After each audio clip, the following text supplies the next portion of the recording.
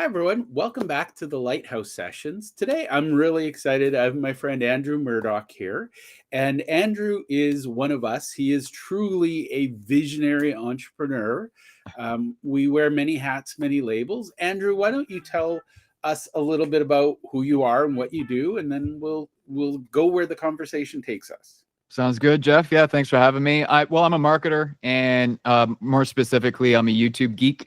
But we specialize in helping financial advisors, financial service experts who hate marketing, especially those financial advisors who hate making video content because of compliance or because they just don't like it.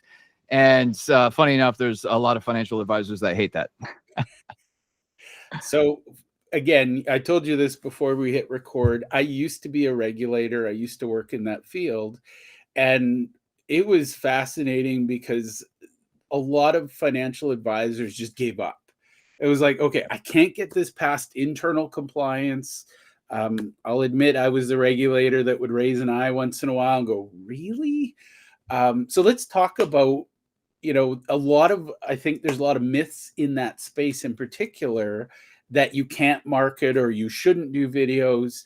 I know you've written a book on this topic, but let's spend some time from an entrepreneur's perspective, because I think you as an entrepreneur, you know what's possible. You've tested the boundaries.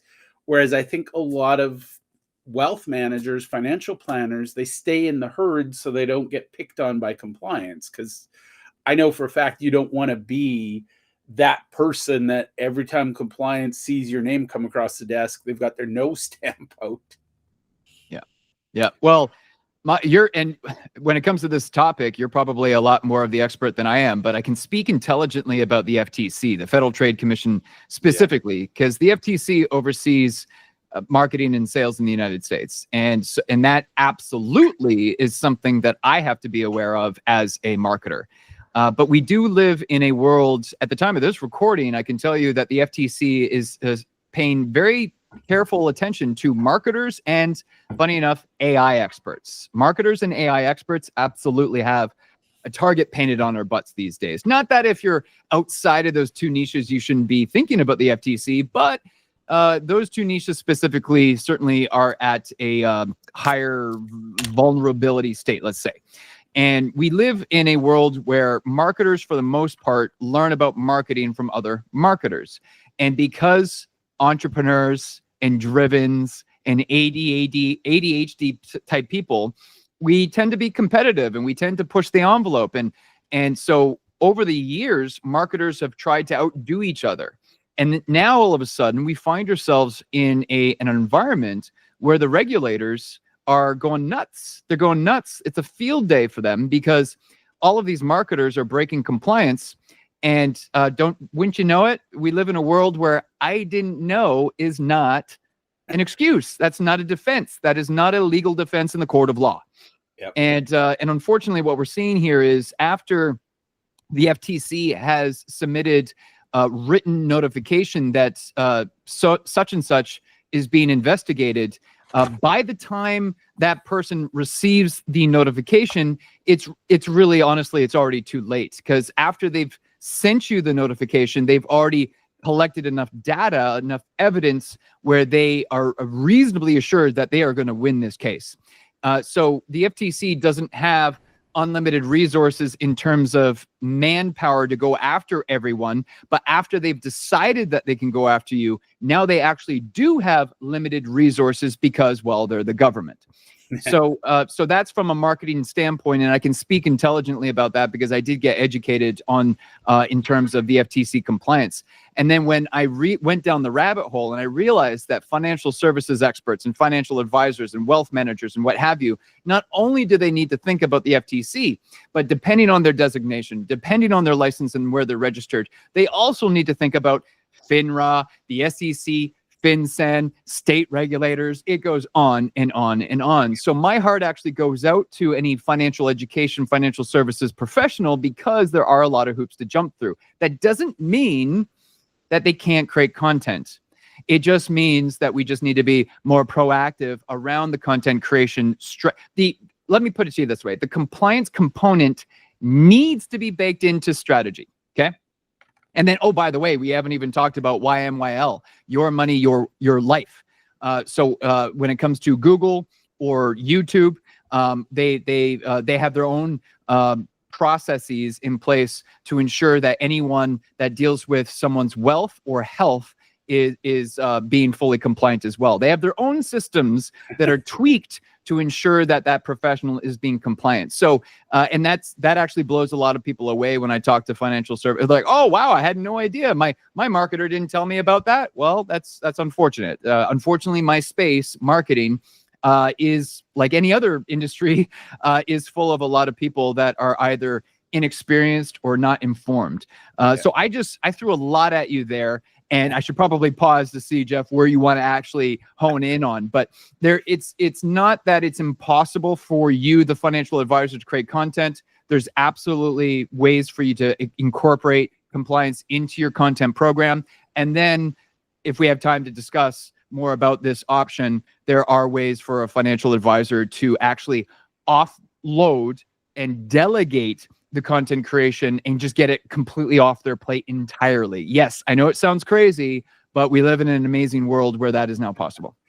I love it. And I'll just throw a couple things out that came to mind. But the first is, my guess is the algorithms are going to start extra harsh and then relax over time, rather than, oh, we'll wait till the FTC comes after us and then we'll tighten up. Because again, there's money to be made in the marketing companies, and YouTube and Facebook don't want the regulators coming in saying, we're going to shut this down because. So I think that's the big thing I heard. But the other is, and I'm going to talk to you about a weird tangent, but what are some of the questions that financial people should be asking their marketing people to keep them out of trouble? And the reason I'm asking you that is I know you spend hours thinking about these things that most marketers are, how do we get more likes? How do we get more reach? You're saying, how do we do that legally, morally, ethically, and not get in trouble? Yeah, really great question.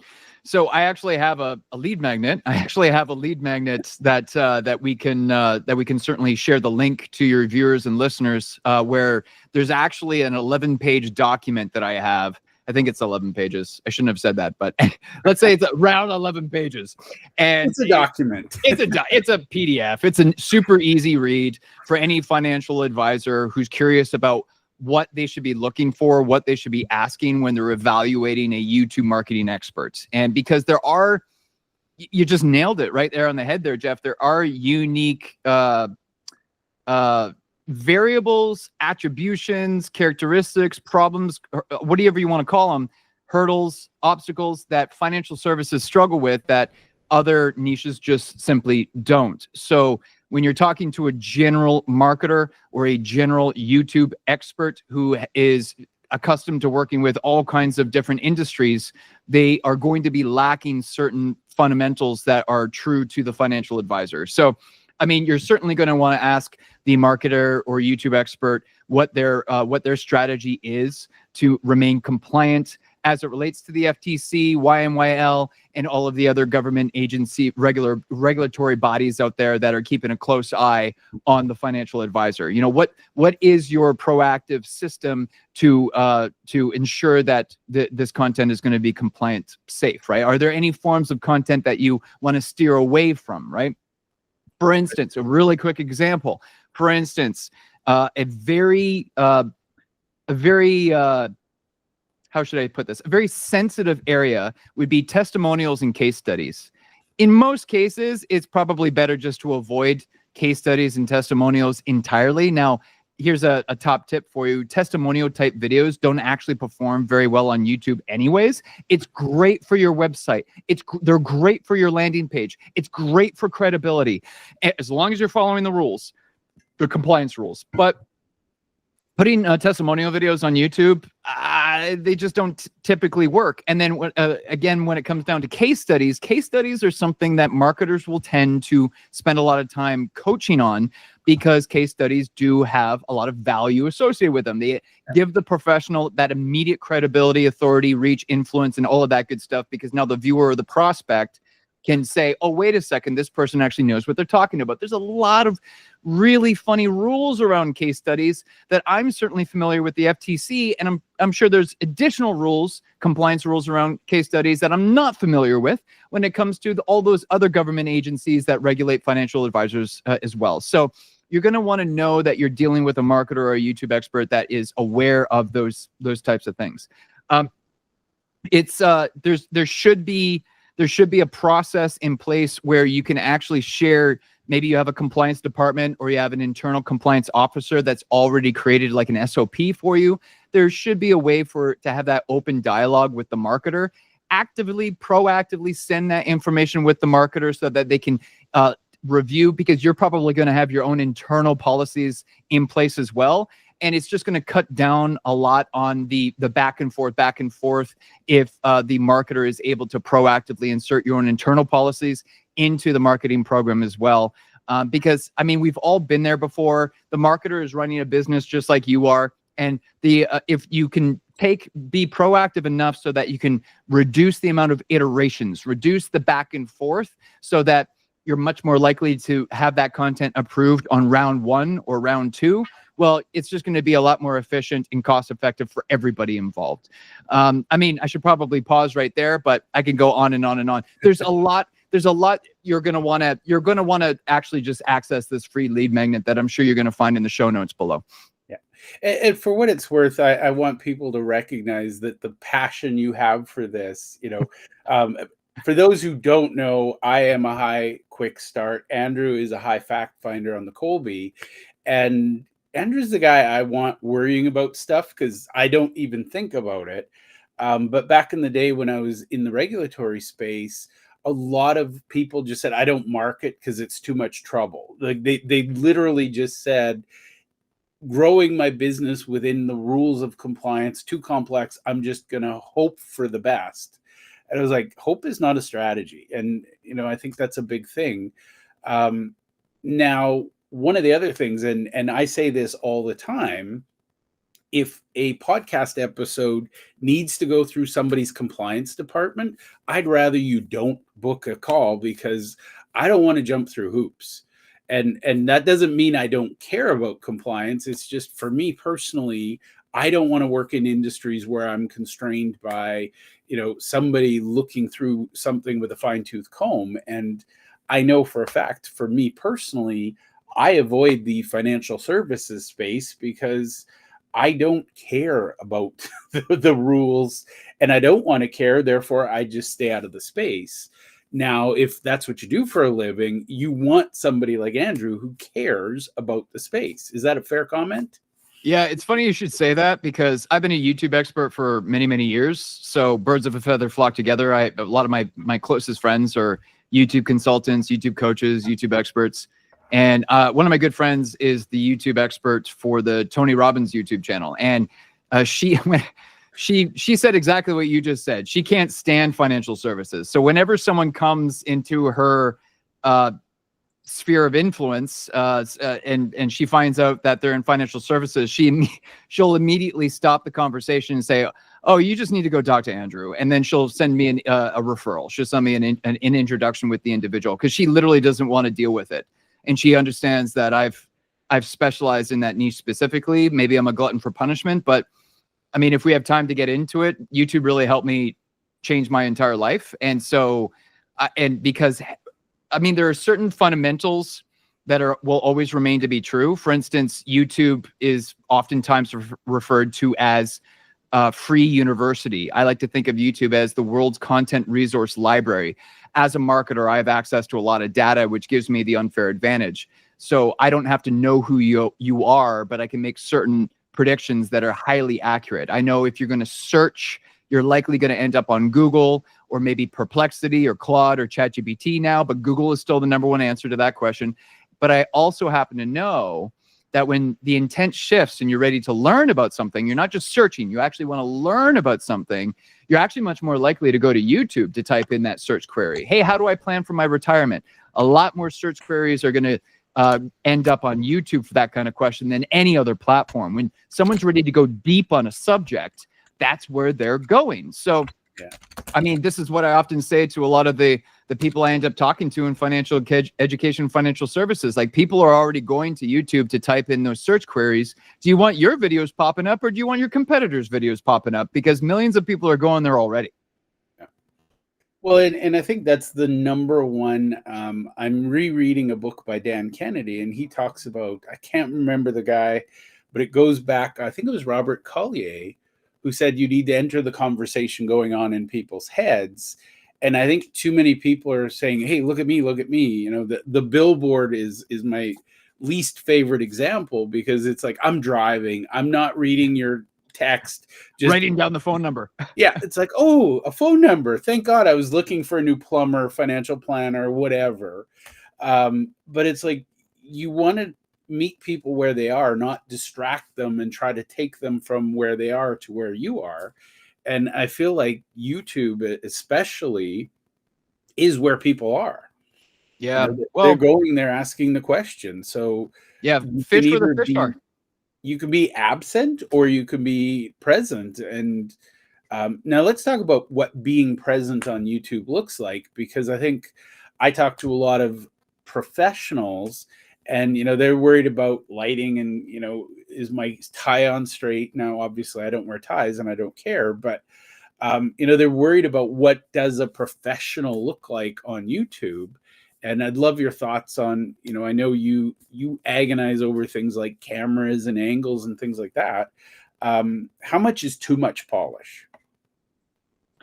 Good question. How much is too much polish? So you could, I mean, we're talking about the difference between content quality and production quality. At the end of the day, the viewer or listener still needs to be able to see and hear you, right? So, but I know you who are watching or listening this episode right now, I know you have one of these in your pocket. You have a smartphone. This is an entire film studio. Yeah. And it's actually not difficult at all. With a little bit of coaching, a little bit of training to understand the fundamentals, it's not that difficult to create really high-end YouTube content with just a smartphone and holding it horizontally. Because I always piss off the social media people when I say stuff like this, but I don't care. You can always crop and a horizontal video to create a vertical video that will go on social media. You can't go the other direction. I mean, you can, but it looks bad. It's expensive. It's frictional. So much. I mean, don't paint yourself into a corner. Why don't you create your content in such a way that you can actually increase your ROI by using it across multiple platforms and in multiple mediums? It's just a no-brainer. But when it comes to production quality, and I have heard this feedback quite a lot from financial experts specifically, they want to know that their content will reflect the high value of the service that they offer. And I get that. So I'll give you a quick list of the items that you want to think about in priority. Number one is audio. We have to be able to hear you. A viewer will be much more forgiving on less than perfect video, but will never be forgiving on less than perfect audio. So regardless if your budget is $10 or $10,000, you want to make sure your audio is crystal clear. That's number one. A lot of people think number two is the camera. It's actually lighting. Again, you already have a fantastic camera on your smartphone. People 10 years ago would kill to have such a great phone in their pockets. So all you have to do is just think about, are you well lit? So in most cases, for you, the financial expert, just if your content creation space is going to be your work area, your desk, just make sure you're facing the window and you don't have a window behind you. That's all you need to do. And then the camera will have an easy enough time to focus on your face. Number three would finally be camera. So if you have a bit of a budget and you don't want to use your smartphone, well, then you can invest in a DSLR or a mirrorless camera. You don't have to. Your smartphone, or an old smartphone even, that you're not even using anymore, would be sufficient. And then number four, you want to think about what's in your background. Nothing in the background should be distracting. Really quick tech tip for you. When you upload a video to YouTube, YouTube is actually scanning every single frame of that video. So if you're an author, for instance, have the book on the bookshelf behind you, so then YouTube can associate you and your brand and your name with your book. It's just going to be a no-brainer. And then number five, and finally, this is just stability. This is your easy button. So when you have your content creation space set up, make sure everything's positioned perfectly with tripods, because you don't want to be stacking everything up on a stack of books. And let's just be honest, if you have to set up your gear every single time you're inspired to hit the record button, by the time you're done setting everything up, you're tired. You don't want to hit the record button anymore. So just have everything set up so that you're ready to go, so that when the mood strikes, boom, you hit the record button, maybe bang out 2 or 3 or 4 videos in a single session, and then you're good for a few weeks or even a month. Yeah. I love that. And I think that's, for me, I make a lot of content, and I'm a different audience because my content is usually made for a person, not an audience. And, and I can tell you that I used to worry about, oh, I had to set this up and set that up. And I was like, you know what, I'm going to go with what's easy. And then, you can tweak and improve. And I totally, I've had people where it's usually jewelry, people with big earrings or necklaces that clink against the microphone. And I'm like, I'm sorry, but I want to punch you. I mean, I'm not a violent person. It's just you're hurting my ears. And it's amazing. Like, I know there's somebody that did a recording, and they have a bird in the background, and they love their bird, and they're like, oh, isn't it amazing? And I'm like, you've alienated, especially the ADHD community. There's a lot of autistic people who are very triggered by noise. Yep. And it's like, I'm sorry, I love your budgie, but it's got to go. Well, anything that serves as a distraction to the content creator is exactly that. It's a distraction. Yeah. That's why, I mean, I'm traveling right now, and I wouldn't say my current background is optimized for content creation, but I made sure that there was nothing in the background that would distract from this interview, from this process right now that we're engaged in, right? Mm-hmm. If someone wants to have a more higher end production feel, and let's say they did invest in a DSLR or mirrorless camera, what you want to do is get a really nice lens that gives you that depth of field, where put some space between you and your background, and it'll blur out the background for you. And that creates kind of like a higher end type feel, because it mimics how the human eye works in real life. Yeah. And again, it's just little things. And I will admit, I've had the stacks of books, and I miss, Andrew, you're younger than me, but I miss the phone books, because you got like this much height for anything. I don't miss the phone books. It was the only use I had. Now, for what it's worth, I have I really like, I think it's a Gorilla brand or something, but they're these little tripod-y things that look like little tentacles on an octopus. And right, yeah, I've seen those. Yeah, you can wrap them around things, and they're great. Yeah, I'm a big fan of stability in tripods, and simplicity. And it's funny, even this, people say, oh, that's a busy background, and I'm like, it's no, I don't think that there's anything wrong with that background. And I can tell, well, I'm assuming that you have a window to your side. Yep. Right, you have a window to, if your camera's not mirrored, you have a window off to your right side. Is that right? That is correct. Yeah, which is perfect. You don't have the window right behind you, because otherwise you'll end up looking like a silhouette, and you're not telling ghost stories at the end of the day. In my situation, I'm helping people get financial education across. So you want the viewer to feel something. So just spending a little bit of time thinking about your production quality so that your viewer feels something and actually connects with you, that goes a long way. Well, and while we're talking about lighting, I will point out, when I have my hair cut, I get a bright spot here, and sometimes it looks like my head disappeared. One of the things I've done in the past, and I haven't done it here, is I have, it's called parachute fabric. You can go to any fabric store. Yep. The professional photographers use it, and it's just an opaque white. And what it does is it softens it, so it's not a spotlight. It's more of a glow. And a lot. Some people will go on Amazon and buy soft boxes. They're called soft boxes. If you want an actual light, and it diffuses the light so it's not so harsh. Yeah.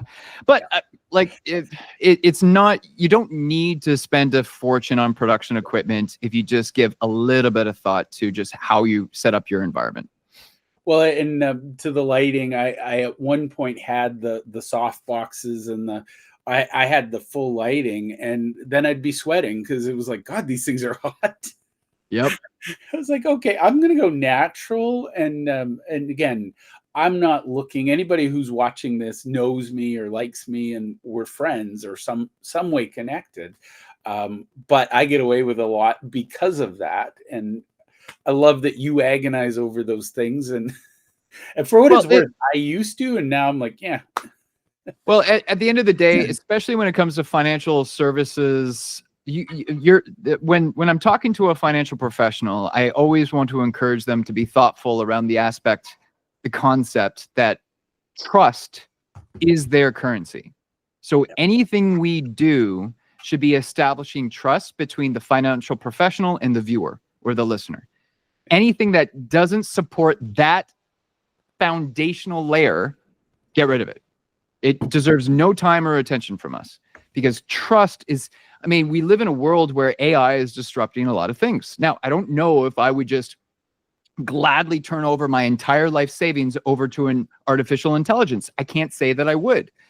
And some financial advisors and experts are worried about what the future looks like. I don't think they should be worried, because any profession that is based on relationships, I think it's fair to say that that will always be a human thing. Yeah. And we should be doubling down and tripling down on anything that makes us authentically human, and then use AI or automation to take care of all that monotonous stuff that we don't like doing anyways. Yeah. And I think that's the you know me, most people who know me know this. I am obsessed with AI.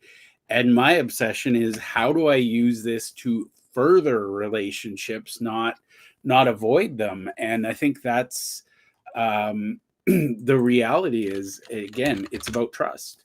And what I would say, I'm a writer, so everything I do is about writing. And my advice to people is, when they're writing, you need to be authentic. You need to be you. And I think video, it's doubly so, because people have more to judge. Are you trustworthy? I've seen some people who have really, really bad, really busy backgrounds, and I'm like, I can't stop looking at whatever to focus on the message.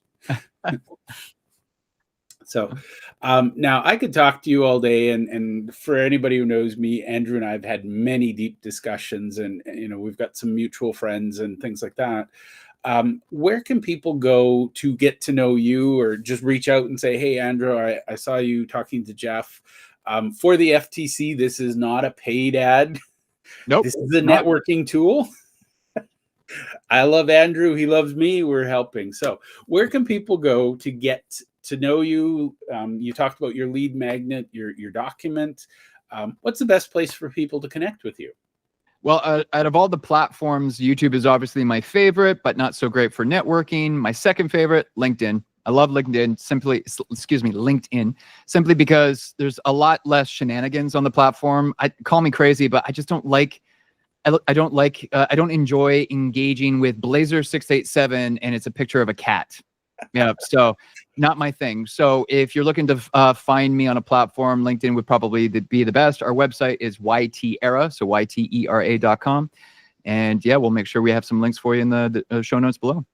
Awesome. And I'm going to share my favorite bad dad joke, but this distinguishes people. A lot of people don't bother putting their picture on LinkedIn. And so my sons and I, we laugh at this joke all the time. There's a joke that says circles are pointless. And that is the joke. And I laugh every time I see somebody who has got that stock picture of a circle. And I'm like, I'm sorry, I can't take you seriously. So my little rant, have a bloody headshot. Yeah. Even if it's just you in a Hawaiian shirt, but I don't need to see your cat. I need, you and your cat. Okay, I will live with that. Yeah, but, well, and there's all kinds of different strategies out there of people, commenting on your posts or DMing you. And if I don't see a profile image or at least a real name, not only will I not make time to engage with you on the platform, but anything you post on the platform, your opinion means nothing to me now because you're hiding behind an avatar. Yeah. And I'm not accusing anyone of anything, but if you're hiding behind an avatar, people like me are going to ask questions like, why are you hiding? Yeah. I do business with people. That's Yeah. And if you're not a human, I'm sorry. I love AI, but I'm not going to do business with an AI just for the sake of it. Now, my favorite question, because I never know what I'm going to get for an answer, is there anything I should have asked you that you'd like to share that I haven't? Well, really quickly, we breezed over it. You know what? So we breezed over it. So I'll back up and share a little bit about my origin story. How's that sound? Perfect. So it was late 2018, and I was at what I can truly say was my rock bottom. It was absolutely my rock bottom. I was sleeping on an air mattress, newly separated, just left my ex-wife. It was a very toxic situation. I was absolutely abused. And it wasn't a situation where I asked for a divorce. I literally packed my stuff and I left. And I got to say this because I feel like a lot of TV shows and movies always portray the man who packs and leaves as the bad guy. And I just one day I want to see a project content that shows what that man went through in order to be driven to that extreme decision. Yeah, I would just love to see a TV show. Anyway, so I'm going off on a bit of a rant right now, but I had to escape a very toxic situation. Found myself with nowhere to go. I had friends, but I was living in Vancouver, Canada at the time, and I don't have to tell most people how expensive that part of the world is. And none of my friends had enough room to take me in. So, but a friend of a friend had a space. They had a spare bedroom that they weren't using, but there was no bed. So I had to go to my storage locker and grab my air mattress. And I think I paid him $600. It was like the last pennies to my name. And I stayed in that spare bedroom for 6 weeks. And I remember laying on that air mattress, staring up at the ceiling, convinced I was the world's biggest loser. It was just a really dark time in my life. And two things helped me turn my entire life around. And one of those things was getting addicted to YouTube content, but specifically self-improvement, professional development type videos. Yeah. And to this day, I can point to specific channels, specific videos that helped me turn my entire life around because they were the spark. Now, the thing to internalize here is that sitting back and passively, if you are listening or watching to this right now and you are in your dark space, you are in that rock bottom, it's important to understand that just sitting back passively consuming content is not going to turn your life around. But understanding that content can, as it did for me, can be the spark. It can be the leading domino. And I obsessed over watching free YouTube videos. This is why people call it free university. I obsessed over watching free YouTube videos from very successful entrepreneurs. And slowly but surely, I was able to turn my entire life around because I didn't have 2 pennies to my name, but I was able to watch really fantastic, high value content. And you know what? Those content creators, they were still compensated because all of those views, all of that watch time, me hitting the subscribe button, all of that increased their authority, their visibility, their reach, their influence on the world's #1 video platform because YouTube forms a viewer profile for everyone. YouTube is paying very close attention to everything a viewer does and everything a viewer doesn't do. And because it formed a viewer profile for me, Andrew Murdoch, it was then able to serve that content creator's content to other people that had a similar search and watch history to myself. So that content creator, even though I wasn't paying them, that content creator was absolutely being compensated, thankfully due to ads, but also because now YouTube had more data to serve their content to more people that fit a profile that was similar to my own. And over months and years, I was able to completely turn my entire life around. And now I'm in a completely different scenario where I look back, and it's funny because I'll quickly say this before I'm sure you need to wrap things up here for us, but when you're at rock bottoms, sometimes you know you're at rock bottom, but sometimes you don't. Because you need perspective. I needed to have perspective, and I could look back on that time in my life at the end of 2018 and go, oh, wow, things were bad. Things were really bad. Like had something terrible happened to me, I don't think anyone really would have missed me. Yep. It was just a really dark time in my life. And you know, what's the old saying? Like, if you're going through hell, don't stop. Keep going. Yeah. And I just used YouTube to help me get out of hell.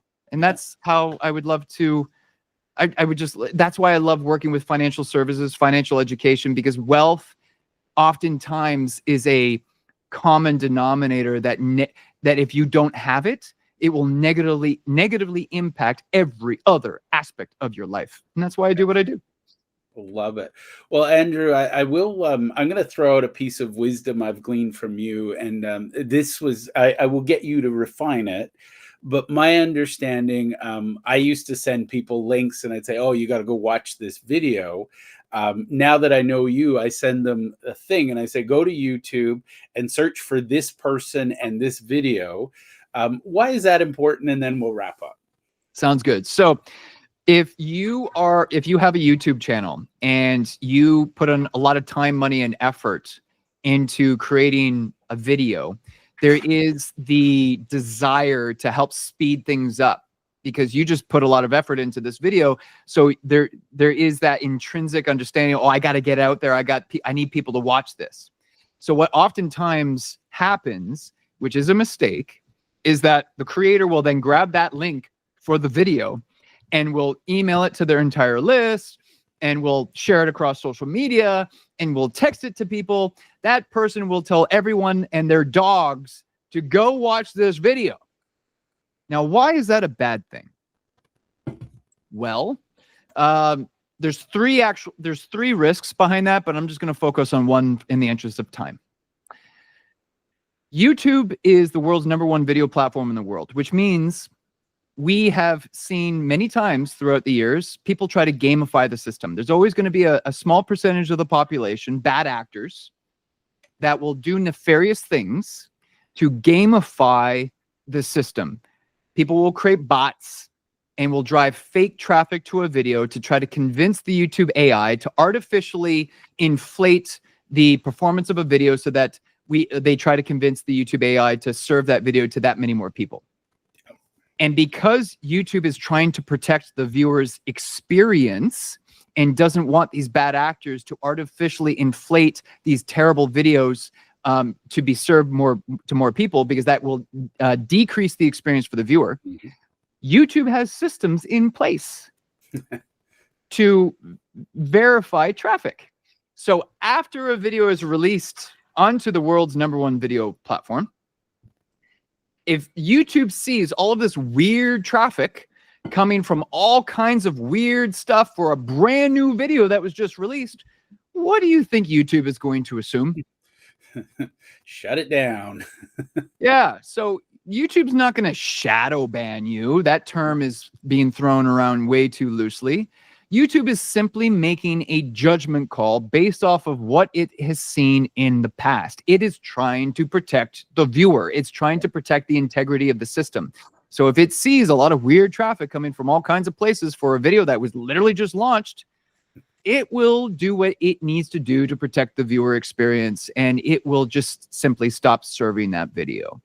YouTube is going to look for natural, organic, normal human behavior. So much better if you're trying to help the content creator say, hey, you should look for such and such on YouTube.